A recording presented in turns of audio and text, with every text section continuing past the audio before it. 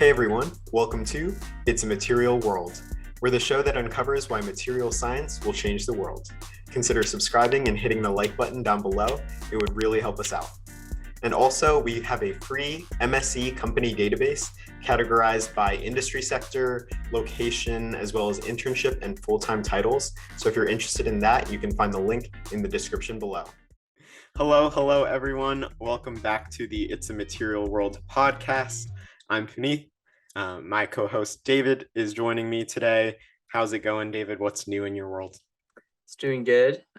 We just released our back to school episode, and now I'm back in school. How fortuitous. Just had my first week of classes, figuring out everything and getting everything ready to graduate here in December. So it's pretty hectic because still so much to be decided, but it's going well. What about you? Sixth year is your best year, right, David? Is it my sixth? I don't know what year it is anymore. It's been too long. I know I make fun of you for that, so I'm pretty sure it's your sixth year. I'm not counting or anything. Yeah. But yeah, this past weekend has been pretty eventful. I moved in my little brother into Duke. He's a first year now, and it feels like time has really flown by since he's like 6.5 years younger than me. But yeah, that whole process, it was actually pretty smooth. And while they were getting their like keys or whatever, they asked the family to like just stay outside, so it's not too crowded in there. And we saw some pickleball playing. Apparently at Duke they have like tennis courts, and then they have like specific like pickleball courts. So I thought that was interesting. It's a super fun game, and it actually ties well into our episode. Do you want to get into that? Oh, yes. Did you know that pickleball is the fastest growing sport in the United States? Wow. Well, we learned that today. We met with the founder of a 3D printing company called Azul 3D, and it was really interesting. They do a new type of 3D printing, which we'll get more into, but basically it has the promise of being extremely quick and also unlocking a new set of polymers known as thermosets, which have previously been unable to be 3D printed. So very, very interesting. I really enjoyed the parts where he gets really in depth in the end about actually how he started the business and his advice. And he was very candid about how he reached out to companies and how he kind of interacted with them, which I thought was very interesting and especially valuable if I was to ever start a company, or even with the podcast, how we could reach out to potential partners. What were your Yeah. favorite parts? I mean, that was my favorite part too. And just kind of like the cold LinkedIn message that he sent, we got into like what he actually said, how he developed these relationships with various customers, right? It kind of varies from network events to emails to cold LinkedIn messages. So that was my favorite part too. I know I could take a lot from that in terms of incorporating it into this podcast, but I think it's also helpful for any listener, right, who's trying to market themselves too. You need sometimes to send that cold email, cold LinkedIn message to develop that relationship that can then turn into an internship, for example, or, you know, from the business standpoint, it goes a long way. You really need to just like buckle down and do it yourself for getting those first customers. So that was my favorite part of the episode, but then also just kind of learning about how he turned his research into this business opportunity, whereas kind of the more traditional paths are submitting a paper, right, and then seeing the response. Instead, he kind of took some like accidental discovery where, you know, he was aiming to develop the smallest 3D printer, and instead he developed the fastest 3D printer. So that was a fascinating story that I definitely recommend that our listeners stick around for. That happens about midway through the episode. What do you think our listeners should look forward to? Yeah, I think that he talks a lot about the future, and I know that we harp on it a lot, but just data science, machine learning are all important, and they're becoming even more important. And big companies like Amazon, Facebook, Netflix, all these things have harped on it, and now we're starting to see it seep in. And so he's describing how we can use it in this specific application, but moreover, how the companies are looking at data in a different light now and how we're approaching it. Oh, for Um, sure. Yeah, so just I think it's like That's the biggest piece of advice that I thought was the most important for the next generation of material science like students is, we've mentioned it time and time again before, is the importance of ML and AI in MSc, but we never really got into what should you do specifically Mm, to set yourself up to be like that prime candidate mhm, down the line, right? And really set yourself up with the mhm, skill set necessary to become that mhm, desirable option. And so James really gets into that in a lot of detail about what can you do to bridge that gap between data mhm. science and material science. So Yeah, yeah, um, that that's that's the episode. So do you have anything yeah. to add before we get into it? Yeah, just the final point there is that I really appreciated, even though we talk about it a lot, I think that there are two different sides of the coin. Even Praneeth and myself, like I'm much more interested in doing the data science and doing coding and understanding data analytics, and Praneeth isn't. But I think it's important that he understands what's out there and what it does and how he can apply it. And for everything, he says that machine learning will lead, but you'll have to know the baseline understanding, and it's easier to teach material science than learn coding as a side project than no coding and then try to learn MSE. And so just being aware of it and how we can apply it and then overall uses, I think doesn't mean you have to get into it, but will help you out in the long run just to understand the limitations and also the benefits. Absolutely. Yeah. Super valuable episode, very insightful. So without further ado, let's get into it. All right. Hello, everyone. Our guest for today's episode is Dr. James Hedrick, co founder and chief product officer at Azul 3D, a 3D printing startup based in Chicago, Illinois. James started his first company at the age of 16, in which he used the profits to pay for his college tuition at MIT, where he was also an NCAA student athlete. He then went on to receive his PhD in chemical and biological engineering at Northwestern University. To top it all off, he was named to the Forbes 30 Under 30 class of 2020. Thank you for joining us today, James. We're very excited to have you on our show. Thank you for having me. I'm excited for this. Yeah, we are too. So, David just said a couple of things in that introduction that we wanted to unpack a little bit more. You started a company at the age of 16. What was that company and how did it, generate enough profits to pay for your tuition? Yeah, at 16, I was doing this program called Destination Imagination, which is this creative problem solving program I definitely recommend anyone in high school to take a look at. But the big thing at the international tournament is doing pin trading because you have so many people that don't have languages or different languages, and there's this barrier that they design their own custom pins, start trading it. So the company I developed was called Fantastic Pens, and it was originally to develop our own lapel pens that we started working with a manufacturer in China to directly make them, do it cheaper so we could afford it. And then the pens started being good enough that everyone else started asking, where are you getting them? Where are you designing them? It started spiraling from there of us starting designing most of the teams and then eventually most of the state pens in the US that were going to this tournament. And we found that, you're talking about tens of thousands of pens every year that we're able to do it. It worked out perfectly for going in undergrad because you could do homework all day. And then at 2 in the morning, you can talk with the factories over in China, coordinate everything right before getting up and ready for the next day. That's crazy. I think that a lot of people have trouble talking to China now when we have all these technologies, and you did it at 16. So I guess I think a lot of us like try to do community service or other smaller projects. We're in high school, and we either lack the drive or the know-how to really jump upon a bigger project, such as starting a company. How did you overcome maybe some of your developmental where you just haven't had the opportunity to learn yet? And how did you overcome that to make the product finally? Yeah, for the case of Fantastic Pens back then, it was taking it one step at a time. So, the very first thing was just, okay, we got this. It originally started with we got a box from the company directly shipped to us rather than the additional groups who were doing it because there was a rush order. And we're like, oh, wow, we found what factory is making this. Can we look them up and reach? And they had an email address, reach out and start. And then from there, it just kept building one step at a time. It wasn't doing it all at once. To me, it wasn't originally about doing a startup. It just started to lend itself to it. And if I had started it all at once with that big idea in mind, I don't think I would have got it because at 16, you're right. That's a lot to take over all at once. Absolutely. So after that, did you kind of fall in love with that like entrepreneurial path? Did you know that that's what you wanted to do like out of college, or were you still weighing all your options when you entered college? Definitely still weighing all my options. Like I grew up in the Bay Area, so startup culture was big. So it was something that I knew was always an option, thankfully. But what I would say is even graduating MIT, I decided I didn't know what I wanted to do. So what's the best thing to do? Put pause on figuring out and just go to grad school and continue that. And so what happened to Pentastic Pens in the end?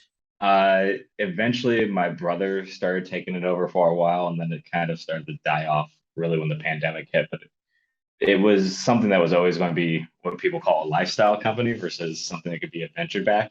There's some awesome lifestyle companies out there like Patagonia, right? They're a huge company. They do amazing things, but they're ones that are designed to hit a level and do that. Like it's great for making huge things, but it's also at the same time not something that you're not going to do VC backing, do the traditional what people call startups over time. And that's what that turned into. Is it hit a plateau and hit what it was going to be. And so I know for myself, I had a community service project from like 8th grade to 12th grade. And when you undergo such a large project that you spend a lot of time on, how did you go about saying, okay, like no more sunk costs? Like it was great, I learned a lot, but it's time for me to move on. How did you make that demarcation? To me, it was really when I was starting grad school. One of the things when you do a PhD is no PhD is equal. At the end of the day, it's what you put in is what you get out of it. And that's when I had that decision in that moment for me personally was, all right, if I'm going to do a PhD, if I'm putting pause on getting, real pay and do it, I'm going to put everything into it. I'm going to do the 7 days a week working, 2 a.m. lab nights, all of that. And you can't do that and have a side hustle going on effectively. So can you then walk us through like what your PhD like program and your research was all about and how that led to kind of the founding of Azul 3D? Happy to. So I was a chemical engineer. I was actually in a chemistry lab doing material science research. So I was all over the place because that's something that was found if you look at throughout my career, even in undergrad, I like jumping around and seeing what kind of, I had a lot of interests effectively. And I think this is one of the hardest things for anyone is how do you narrow in your interests? So my PhD all revolved around a technique called lithography. Lithography on the simplistic form is if you've ever taken a photograph, you've done lithography, where you've made a pattern, you've made an image. Now the difference was I was originally starting this on the nanoscale, where we're talking about dots the size of a 1,000th of a hair. And originally we were going to pattern proteins on the surface to do stem cell differentiation. That quickly jumped me to a new project that did pattern nanoparticles to do what's called heterogeneous catalysis, where you're using the particle to be a catalyst to do different chemical reactions. And eventually I kept moving this architecture further to nano 3D printing. And that's really where my PhD ended. The second half was into nano that we accidentally messed up, I like to say, and built the world's fastest 3D printer when we were trying to build the world's smallest. And my whole life changed from there. Awesome.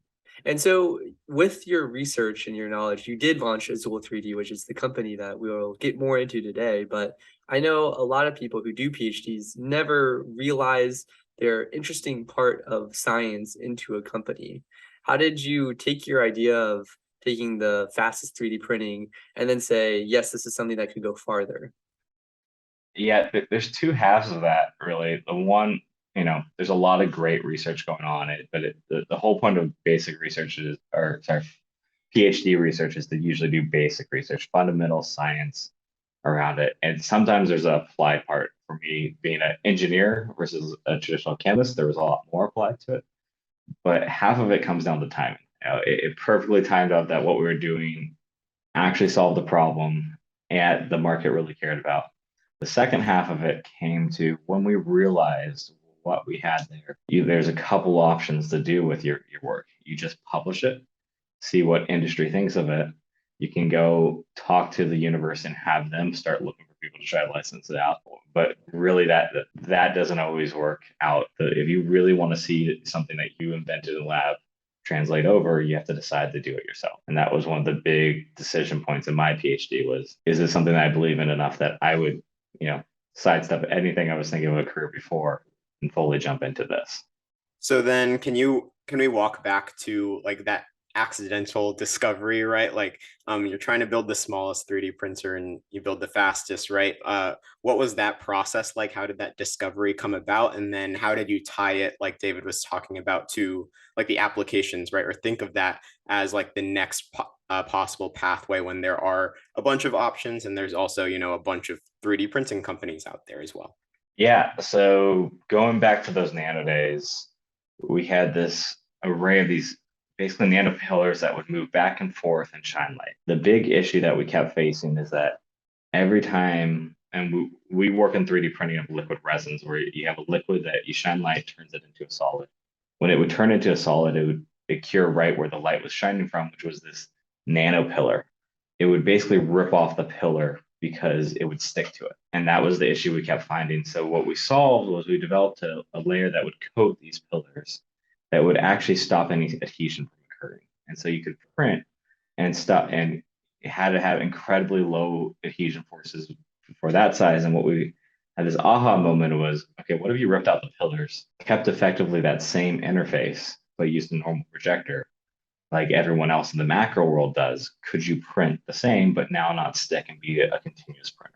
And the real connection point was that comboed with a couple of the 3D printing companies that had come out at the time had just become this unicorn status. It was the big thing. It was super, exciting, and it really captivated my like attention and inspired me of, wow, look at how the industry is changing. But there's this one critical flaw that they've pointed out in the industry already, thankfully for us to see, which was, okay, we can print incredibly fast with these new printers. We had a basic issue, which was these reactions are exothermic in nature. So they release heat. And if you print 100 times faster than everyone else has gone before, you generate now 100 times the heat. You can actually have, we've seen 150 degrees Celsius temperature swing in a matter of 10 minutes. That is going from, room temperature to a cake coming out of the oven. That is not good for plastic parts. And no one, the fundamental science that was running these other printers could not cool the system. There was a key just barrier there that we realized our printer could do. And that was where we're like, okay, we hit this baseline with these other printers that are coming out that are changing the world, but we see the 3 to 5 year out from them is going to hit this wall that doesn't get them to the dream that they're pitching. Can we do that? And that was really the genesis of everything for us. So could you explain in more detail how your technology like adverts, or do you tackle the problem and are able to solve it, or is this new light producing way able to not produce as much heat? So we tackle the problem. So what we use is the first liquid-liquid interface. So everyone else has a solid interface that the resin sits on top of, that the light underneath cures from. Ours is a layer of fluorinated oil. And this fluorinated oil isn't stationary, but rather it flows in and out in this.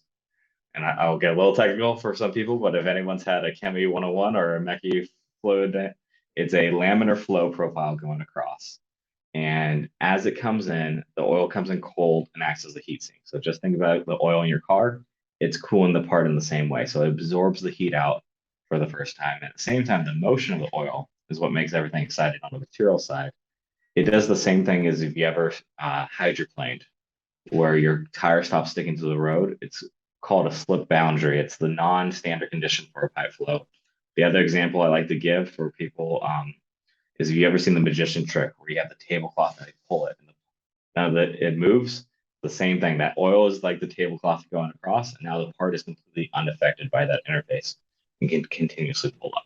So are there certain materials that this process is more aligned with and can interface with, or like what kind of applications does this allow for, and what materials are involved in this 3D printing process? Yeah, so what it does actually is it actually changes how the material is cured altogether. And so you can take the same formulation and get better properties. So if you think about traditional printers, they're called what is layer by layer printing. So you would shine light, print a layer, break it off from the interface, come back down one layer higher, shine light again, and do that thousands of times. Well, you're laminating sheets of plastic on top of each other. This is not a samurai sword where you bend it over and over again, and you make something stronger like in metal, but rather, you're laminating plastic and you're making these defects between the layers. So if you've ever had a 3D printed part and you print it super tall, you'll find that if you try to bend it this way, it just snaps across that Z axis. For us, instead, we never turn the light off now, and we never stop the Z arm from pulling. And so it just continuously prints up. So rather than curing one layer at a time, it's the steady state of this flowing resin coming up to make a single continuous piece. And so now that changes it from being something that was great for prototyping to something that now is the equivalent of any thermoset resin in industrial use in traditional manufacturing. So yeah, I would love to dive into it sounds like you have a great competitive advantage where you're able to print much faster. Going to these other technologies, which I think a lot more people have experience with, like with your tabletop printer, how will they overcome this heating issue? Or is it just simply that it will most likely end up being just a lot of these cheaper printers will never go that fast? They just never go that fast. So if you don't go fast enough, it just dissipates the ambient temperature, it gets sucked into the resin. It doesn't matter until you're going fast. So you mentioned like the thermoset resins, and I guess I'm just trying to figure out, can you dive into like what from the industrial side, like what this allows for, like maybe kind of the applications you're targeting and things of that nature? Yeah, so the first thing I want to take a step back and talk about thermoset versus thermoplastic, because I have a feeling that's something that's new for the audience. So thermoplastic resins are plastics that are the ones you traditionally think of. They're ones that you heat up and they melt and you can push into a mold and then cure the final parts. What most plastic parts you find are today that are, have a 3D shape that are injection molded. Thermosets are ones that start as a liquid and then you cross-link them in to make a solid part. The problem with those is that you never are able to, remelt it, recycle it. But on the other hand, you get these distinct advantages. You can have significantly better creep properties. So how much does it bend with a force under it over time and more? You can also get some better compression set. And so what a compression set is think about a gasket. A gasket makes a seal between two parts. Well, over time, that is going to keep pushing it smaller and smaller because it's got pressure on each side, it's got elevated temperature. Well, compression set is what percentage does it come back to? So a traditional gasket might be at 30 or 40%, which is significant loss. A thermoset based one would have 2 to 4%. So now you have a significantly better seal over time that you couldn't traditionally make well. But thermosets are traditionally really hard to work with until you use them in a 3D printer. And so that's why you don't see them as much. They're more expensive to do it. They don't have quite the variety. And so now we're able to leverage this whole new family of materials that have different advantages. And then you combine those advantages with geometries that you couldn't do by other systems. And that allows us to go to, we have three main categories we're going after today, which is consumer goods. You might have seen, and we can talk about our Wilson Sporting Goods is using us for pickleball paddles. Industrial goods, one of our flagship customers there is DuPont. We're also working with the DoD to make custom gas masks. And then we're also in automotive right now, where we're doing some long-term studies with some OEMs to be able to prove out this material for in-car applications. And so for consumer goods, I have some experience in that sector, and you're right that thermoplastics are like heavily used in like straws, spoons, everything that we use is basically a thermoplastic. And so when we talk about cost, like a straw costs like 0.0001 cents.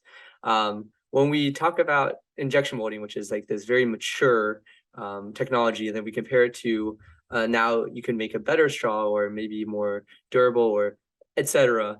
How does the actual processing costs compare? I'm sure it's going to be more expensive, but could you give us like right now and then maybe in 10 years, the comparison? Yeah, so when you start thinking about these materials, the idea injection molding, you have a tooling cost that's very expensive. You're talking about $100,000 on average, and then you have a very cheap material that's, a couple dollars a pound. And so now when you flip to 3D printing, it's completely flipped. You don't have any tooling cost. The printer is cheaper than a traditional full injection molding machine. So the machine hardware that you can ignore for now. And then on the other side, though, maybe you are in the tens of dollars, the high tens of dollars per pound on the material. So going from you have an order of magnitude jump on that material, which means now you're going to have that crossover, that $100,000 versus that material cost. That is if you're only looking at the exact same part. The goal of 3D printing and the goal of Azul right now is not about taking over injection molding. We have a motto called transforming manufacturing. The idea is that every product line that you go and work with us on, you develop it in such a way that you can never do it by traditional manufacturing. You never want to go back. The advantages that you're bringing into it are so worthwhile.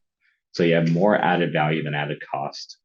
And the final thing I would mention with that is that we're about moving, 3D printing is 0.1% of manufacturing today.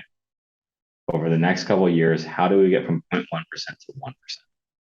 And that's where we want to, as a company, personally be able to push that over to. And so if you're not trying to tackle what's already well done with like these really cheap, like a straw is a straw, you're not going to change much. What applications are you looking for in consumer goods, for example, if we're not talking about straws and forks, etc.? So one example is sports equipment. I'll use the one that we're most publicly out there now is with pickleball paddles. So pickleball is the fastest growing sport out there right now, and these paddles, they range on the cheap end. From wood ones you can get for $10, but a carbon fiber one starts at 15, goes up to $300. So these are not the same price range as a 10-cent straw, but it's all about performance now. With any piece of sports equipment, can you make something that performs better? And so what we found is that we took something that was traditionally a composite, carbon fiber, polypropylene, and also wood was the three components they used to make five parts that they were gluing together, and now 3D printing that all as a single piece. We find that it plays better, but in addition, it changes the sound, which for them is a huge performance thing. That they cut the volume significantly down, which is a huge thing because if you ever look up pickleball lawsuits, you'll see it was on the New York Times front page about a month ago. That this is a critical issue that they're now able to solve and change how the field's growth can happen. Wow. So how did you find that application in the first place? Like pickleball, well, I didn't know is, one of the fastest growing sports, but how did you uncover that application? And then also just in general, like how do you tie this process, right? It seems like the idea is finding maybe like complex processes to like apply this 3D printing process, not trying to take over injection molding, but instead finding another niche. So how did that work in this specific application with the pickleball paddles? So for us, it wasn't us discovering pickleball. Wilson Sporting Goods knew pickleball can be, innovated through 3D printing, through new geometry. So they had a geometry in mind that would change how pickleball could play, but they couldn't do it by any other method. So when we were going out, we reached out to Wilson, knowing that, sports is high performance, makes a ton of sense to be able to do these geometries that can get you better. A 1% increase in hitting power or anything can be a game changer. So that area we thought would be a good company. So we, and how they were one of the first companies I reached out to. It was a cold LinkedIn message. And that is what turned into this gigantic project and a huge collaboration between us. But at the end of the day, it is customers that we're working with already know what they want to innovate. They just don't have a tool to do it. So I always go, what are the things you've dreamed about over the past decade? And can we see if the economics finally make sense or the material properties hit? So for pickleball, there was not a single paddle that they tested and printed that held up through a full game. They would all just shatter because of that, what I was talking about, that layer by layer, that weakness, because we print these out vertically. One hit, this thing explodes effectively. And so having better materials opened up something brand new for them. Interesting. So this is maybe more of a selfish question from just like the business standpoint, marketing standpoint, but I'm just curious, like, what did you say in that cold LinkedIn message that facilitated this conversation, right? Where you maybe provide enough value, but also you're trying to really learn, like, how can this collaboration become fruitful for both sides? I'll have to look it back up, but I remember it was something along the lines of, for them, they had shown that they had a 3D printing innovation center. And I found the person that did the YouTube video, 2-minute promo, and reached out saying, hey, we have this new 3D printing technology. We are down, because Wilson, another great thing is they're in Chicago as well. So I'm down the street. I know you're doing these things. Can we just have a 5-minute call? And believe it or not, I put my cell phone number in there and he gave me that 5-minute call. And that 5-minute call ended up turning a week later to a pitch in front of 20 people from their team that I had 30 minutes that turned to 3 hours because we got so entrenched in the tech so quickly that it is one of those perfect scenarios that happen. It doesn't always happen that easily, but sometimes it is a little bit of dumb luck mixed with a lot of grit of reaching out to finally find that one group that is going to be the first one for you. Because at the time we weren't even publicly out there with a website. We had a homepage that said coming soon. There was nothing on the tech, and our team size was 4 people.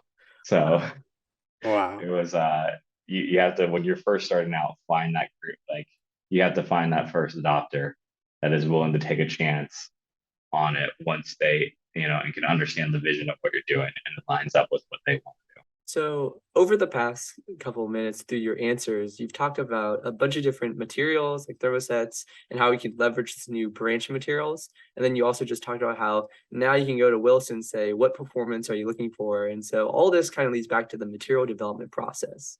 And we often hear a limiting factor of 3D printing is that only certain materials can be processed for more conventional 3D printers. How do you approach developing new materials for 3D printing with this new novel branch and technique of printing?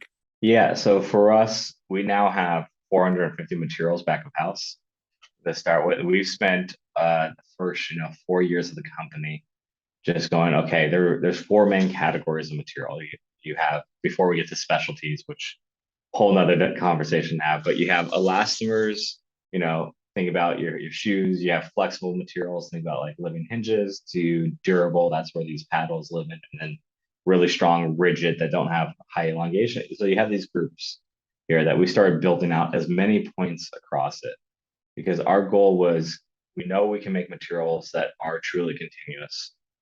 We can't do thermoplastics, but we can do thermosets at this point. Can we make an industrial library here that are starting points? Because the other thing that we want to do is mimic injection molding. Injection molding, you go to someone and say, I want to make something out of ABS. Well, they're like, here's 50 different grades of ABS. We have glass filled, we have different purity, all this sort of things. Not here's 1 liter of our tough durable. Go take it, pour it in, use it. This is all you get.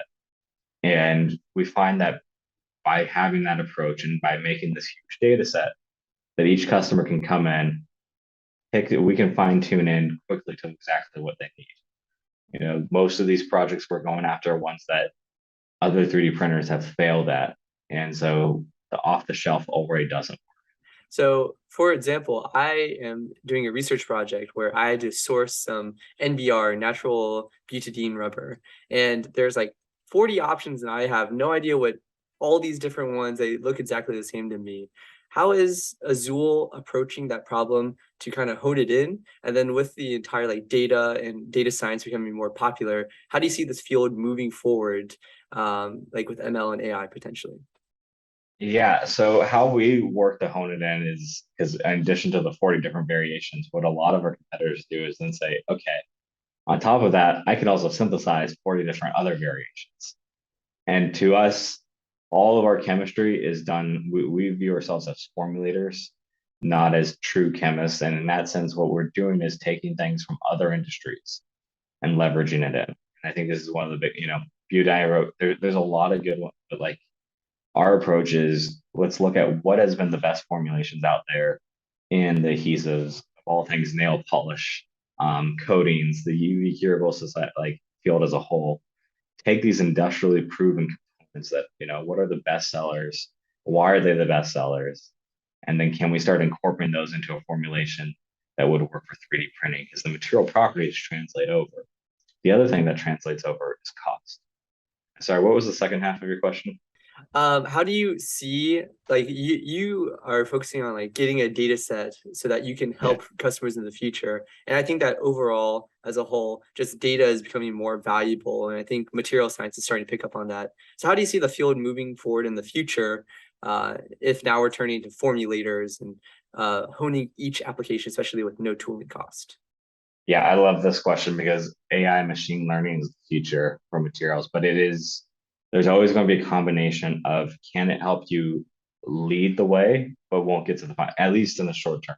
It's not far enough along. But what we're finding is that can you also be using it throughout the whole process? Can you have data that goes from what's in the material formulation? What are the characteristics coming from each batch to batch variation of the mixing to what's getting the print conditions on the printer and all of our testing data off the printer? Can we have one single data set that takes all of this together and starts combining in? Because there's a whole second half of this, which is what I was talking, if you're printing layer by layer versus you print continuous, we get different material properties, which is exciting and potentially frustrating depending on how you view it. And so having that whole system, I really think that is where the future is. Some of the best people that we have working with us is people that have some comp sci background that but are truly more of a chemist or vice versa, so that you can bridge this because it's a really hard problem to attack if you don't understand the fundamentals of the chemistry. That leads perfectly to my next question because I'm just wondering, right? Like we've heard it before that machine learning, AI, data science as a whole will play a pivotal role in the future of this field of material science. But what can the next generation of material science and engineering students do now to best set themselves up to be like the best people that you just mentioned, right? That have this combination of both backgrounds, but if they start out with the MSc background, what can they do in the next 2-3 years to really set themselves up to be like a great candidate for these types of jobs? I would say the best thing you could do is, if you've got that background in materials, start getting, if you're still an undergrad, get that minor or even dual major with comp sci. That would be those those are like the unicorns in 3D printing and in the materials world right now because there's so few people that can really bridge that gap. And it is better in my mind if you start as the materials person and then learn the programming rather than vice versa. Because having those fundamental concepts there, it's not just taking a equation and putting it together and see where the data hits. You have to bridge what you think that should be going on with the structure that we're so far away from having that level of AI today at.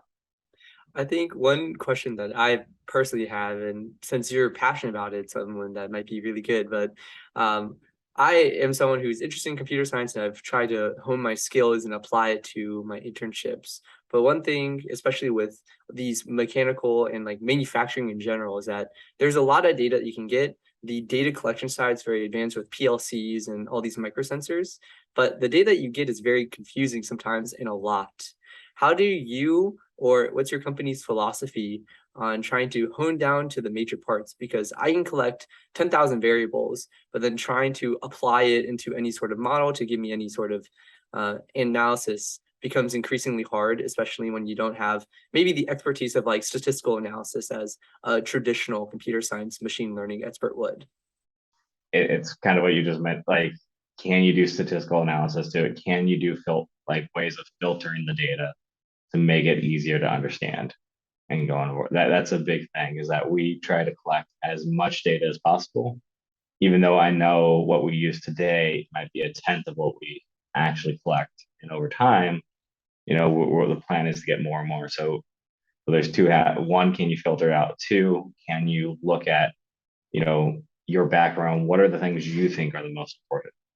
What are the critical and some of that you can do through studies, right? You can do a design experiments to simplify. Okay, these are the things that are most critical.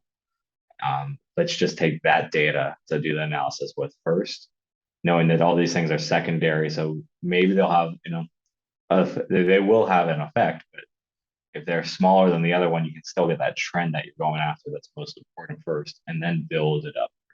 Okay. So last question about the machine learning and AI, but I just find it like very fascinating. But you keep talking about bridging the gap, right, from material science and computer science. What does that actually mean in your context at Azul 3D to the extent that you're willing to talk about it? I'm just curious about like what is it that someone brings to the table when they have that mix of both backgrounds that is very valuable to your company. Yeah, so, and I'll keep it a more high level, and not get into the nitty gritty, but it's really about, okay, if we look at trends with, let's take the formulation of chemistry, because that's a lot of what we're talking about. Now, if you mix, let's call it 5 component system, but A and B, we're just changing the ratio. And as we go from all A percentage to all B percentage into it, it doesn't necessarily look linear. And so that's one of the things, is that as you go, you can see some trends going in different components. And part of the reason why it doesn't is that how the ratio of A and B now affects with C can start convoluting it. So if you do a formulation with just 2 components of A and B, okay, we have a nice easy trend, ML can take it over. But now when you add C, maybe C has, a polarity difference that likes A better than B, or it's a sterics that comes in that, really starts to make different blocks and sections. So you have hard and soft blocks in a way that you didn't think. Those are the type of things that ML, and I don't see it, at least how we're implementing it, ready yet. So that's where having that materials background allows you to think, okay, what is the more holistic things? Why are, the trend goes this way, but then it changes this way. And now how do we take that to our advantage, where the trend might be able to be identified quicker with machine learning, and maybe it's not even machine learning, maybe it's just, data analytics, and visualization level at that stage of, that makes it easier to, when you plot everything out and see these trends, but that understanding of the why is where the chemistry background and the materials background comes. The trend itself, the data visualization, analysis, machine learning, that shows you. And the why is what we really care about, so that you can then define in what you need, versus just saying, okay, we're going to pick the best of both. But yeah, kind of taking it to another topic we've covered in this episode, injection molding. It's with 3D printing, it's difficult to match the speed, strength, and economy of scale of injection molding, right?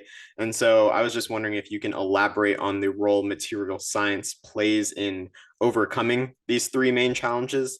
And like one example is, how is the material that's used, how does that affect print speed? Perfect. Yeah. So the first thing is, when you talk about material issues, reactivity is everything for print speed for us. And then the other thing that we've pretty been open about is viscosity. So if you develop a resin that has a high viscosity, the problem you have, if you have something that's like molasses or honey, if you try to pull an object out, the resin has to fill back in before it can keep flowing. Well, if it flows like water, it's going to go faster than if it flows like honey. And then when you mentioned reactivity, well, if you have something that's completely unreactive, it needs more light to hit, and you have a limit of how much light per area any printer has. So that each one has a max. So obviously, you make something that's super reactive, now you're going to print a lot faster. And those are the things that you have to consider when developing a material: is how do you define those things? What's going to be your rate limit? Well, if you make a material that's super low viscosity, now your rate limiting might be reactivity, and vice versa.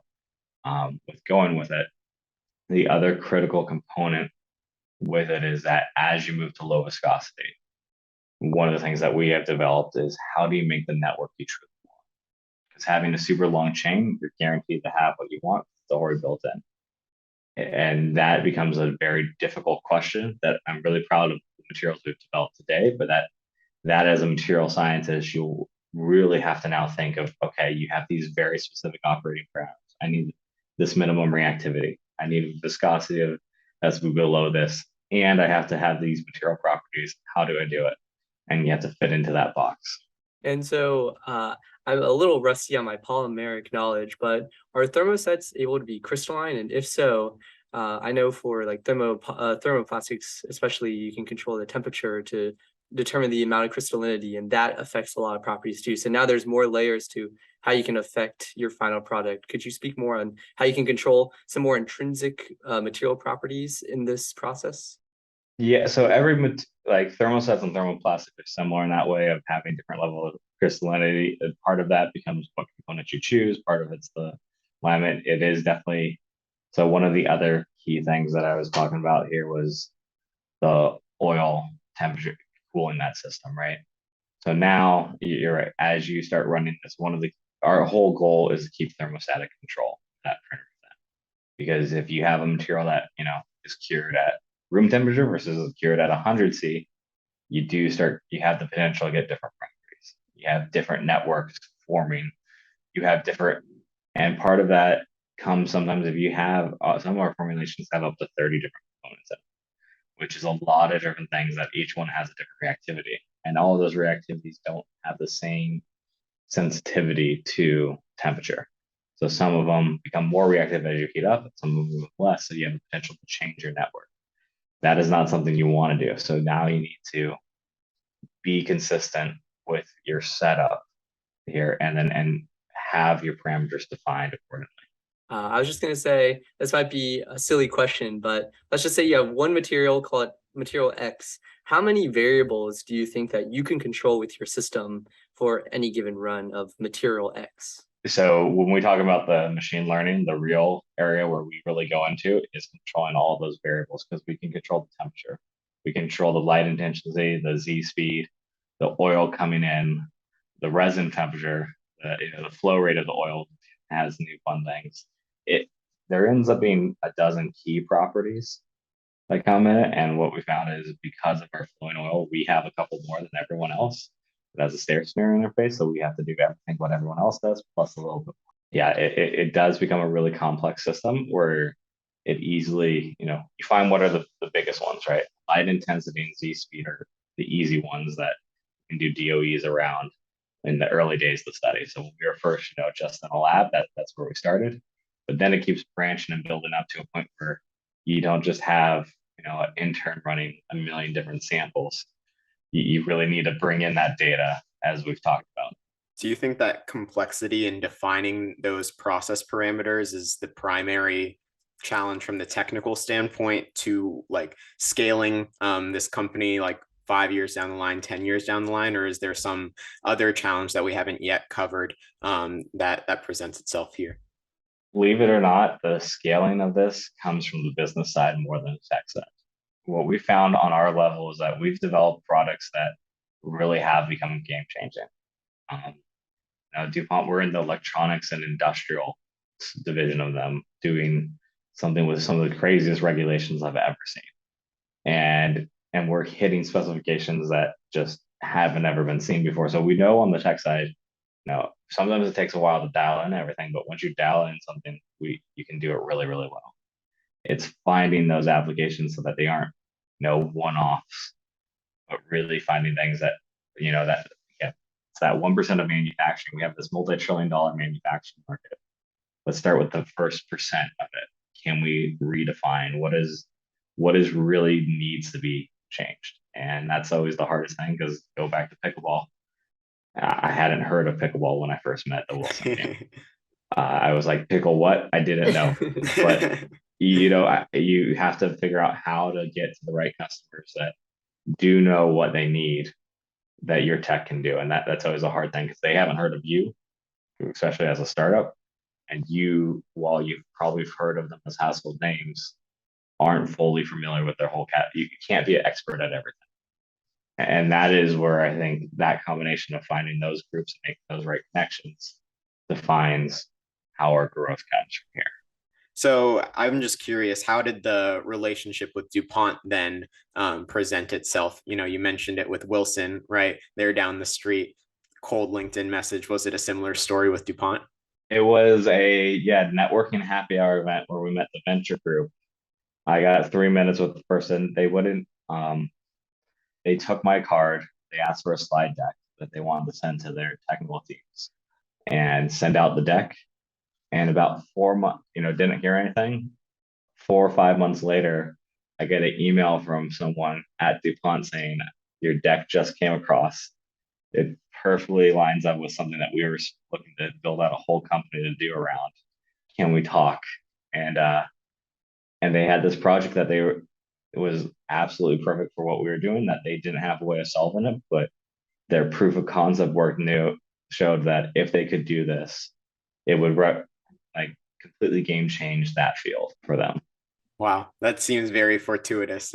Like months down the line, I feel like that slide deck would get And that's lost. kind of how it goes. Like now, I poked her every week, so it did like, and that's like as a young entrepreneur, like it's going to be a lot of no's, it's going to be a lot of delayed gratification coming from it, where you just have to message a ton of times and then keep following back up. And the best thing I could say is just make it personalized for you. Like do as much research as you can with each group. I'm not a fan of just the mass media blast to it. It's figure out what are the, like I knew DuPont has things that our technology should fit. How exactly it's going to fit, wasn't sure. So that's where, like, when I found it there, where it kept pushing to see what would shake loose. Same thing with Wilson, and that's where you really have to go as entrepreneurs. Find, where's the companies, where's you think you have a real product market fit, and then just be relentless till you get that to happen. I'll be candid. Puneeth and I, looking back, we stalked you on LinkedIn to see that you had a very diverse set of research experiences in college. And I think that you've shown a great story with Azul 3D. But going back to our audience, and we're in college, and I think for me and for Puneeth, we did a bunch of different research in different fields. And you did things from drug delivery to protein therapy to carbon nanotubes. What advice would you give for people who are trying to decide? And then could you give us insight into how you decided finally on the 3D printing and not to go into one of those other fields for your either industry, or if you went that route, or your own company? I would say try it all is the best. Like that, or I had a ton of interest, and I couldn't, and even then I only did 5 or 6 different variations, which was a lot for undergrad, but not enough to really get a taste of everything. And what made me do what I did in the end, like where I chose my PhD, was not because of the project, it was because of the people. It was who was going to give me the ability to push the furthest. And then when it came to 3D printing, I will say there was a point in time with the nano printer where looking under a microscope after a 5-hour print just to see if it failed or not, I got these bags under my eyes still from all my microscope hours. Switching from that to something that could see with your own eyes was a game. Like it was just fun at the end of the day. And that's the thing, is we used to call it Friday Fun Night when we were developing this company, where we would print till 2 in the morning on every Friday night. And that's what we did in the lab, because we got excited and passionate enough that we just wanted to keep pushing it. So when you find a project like that and it times well, where it's at a maturity to do something with it, that's when I say you found something that you should go after. If you feel like it's dragging just to do an 8-hour research day with it, and like there's always going to be dragging days. I will say research is not exciting 90% of the time. But when you hit that 10% of the time it's exciting and it's still dragging, you're not in the right field yet, or you're not with the right team.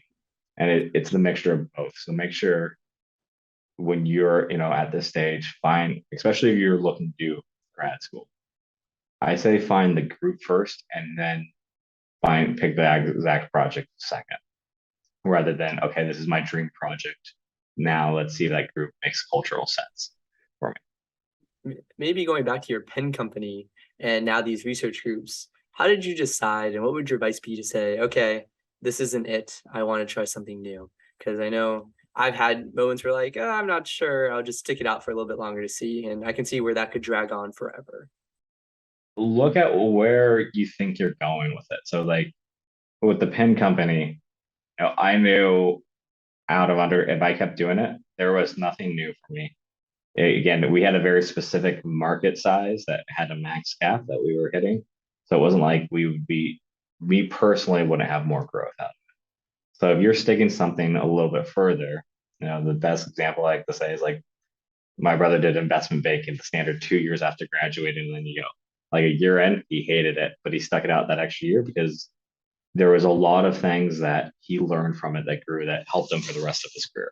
And it's the same thing here, is like, if you're sticking with something, what are you growing from it that allows you to be better? Not just something that's on your resume, but truly are you getting, even though it might be hard, even though it might be tedious, it is making you better. And then on like on the complementary side, you mentioned the importance of your group, right? And we know that, you know, having a good mentor in the form of a research professor or a PhD student or whatever can go a long way towards your personal growth. So how did you go about that process of finding the right group for you? Yeah. So when I started my PhD, I had a rule. It was I wouldn't do a group larger than 20 people. And then I picked, that was my one rule, picked one of the largest groups in the country. So we were about 80 people. A Whoa. band, yeah. But the reason why at the time was that there was this postdoc in the lab that was running one of the subgroups. And he, the next year, became a professor at Boston University. So he was basically doing his first year of acting like a professor, was his last year in that group. And so it was a group of 10 effectively. It was our own mini group, where I found like, they, I wasn't in the group yet, and we did a 3 hour whiteboard session with half the team, just thinking about what projects we would do, how we would think. And I was like, this is exactly the type of, they're willing to do that with me now when they don't need me on the team, and they didn't need a new student. They're happy to have more people growing, but like, how is it going to be as it goes? And that was, and it just got better over time, and it gave me the ability to build. And then, of course, my actual professor, Chad, is amazing, phenomenal. There's a reason why he has 70 professors, a reason he has more patents than Thomas Edison. And so like as I got upper level into that group, it like I got that continued building. So I had the postdoc that helped me build, and then I got to the level that the postdoc was, where I got his mentorship and build up. And it's actually the one piece of advice I really need to say on this podcast for anyone is, if you're starting a company, your co-founders are everything. Don't do a startup alone. If you're going to do a startup alone, you're going to have one of the most lonely journeys ever, because there is a difference between a founder and every employee you have.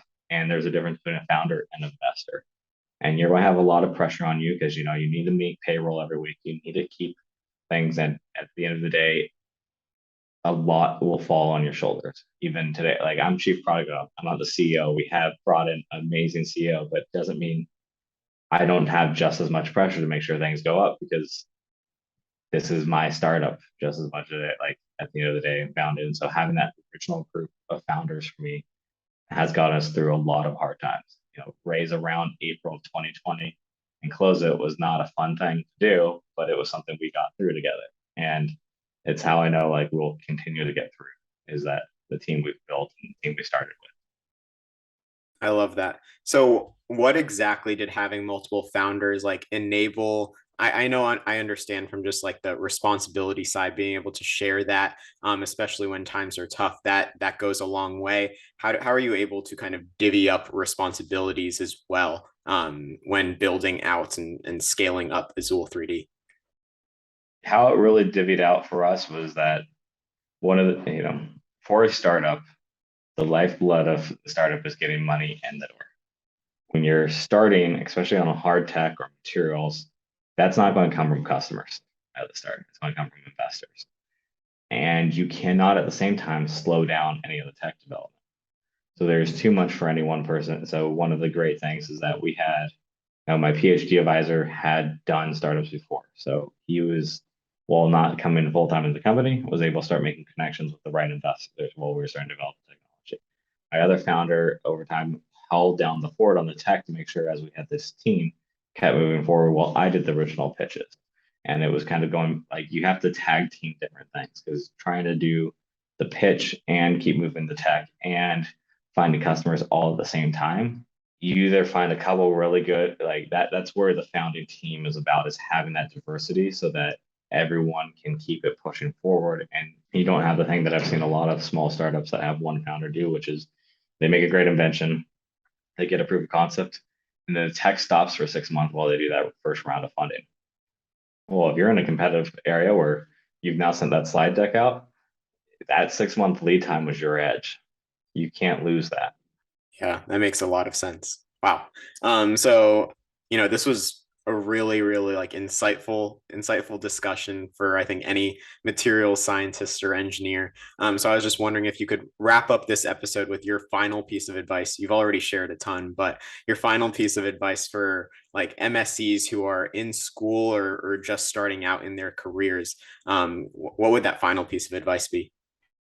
It goes back to the original thing. Try out new things and then follow what you're passionate about. That's the biggest thing, is find what you're truly passionate about and go for that. Because that's what, one, make your job more fun and you'll be happier for it.